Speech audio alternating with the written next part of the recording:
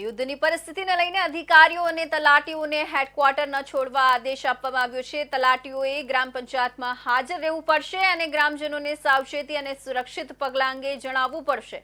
ભુજ અને જેસલમેરના drone attack બાદ બનાસકાંઠામાં પણ 24 ગામોને બ્લેકઆઉટ કરાયા। બનાસકાંઠાને સંવેદનશીલ જાહેર કરાયો। સરહદ વિસ્તારના ગામડાઓમાં પોલીસ પેટ્રોલિંગ સહિતની ગતિવિધિઓ તેજ બની। એસપીએ મોડી રાત્રે સુઈગામ વિસ્તારના ગામડાઓની મુલાકાત કરી। સરહદી વિસ્તારના ગામડાઓની યાદી તૈયાર કરાઈ। સરપંચો અને સ્થાનિક આગેવાનોના ફોન નંબર મેળવી લેવાયા। વાહનો સાથે વાહન નંબરની યાદી તૈયાર કરાઈ। જરૂર પડે અને સ્થળાંતરની સ્થિતિ થાય તો પહોંચી વળવા તંત્ર સજ્જ છે। ગત રાત્રે બોર્ડર સુરક્ષા અને સરહદી વિસ્તારની સુરક્ષામાં પણ વધારો કરાયો છે। બોર્ડર વિસ્તારના સરહદી ગામડાઓનો લોકોનો જુસ્સો અકબંધ જોવા મળી રહ્યો છે।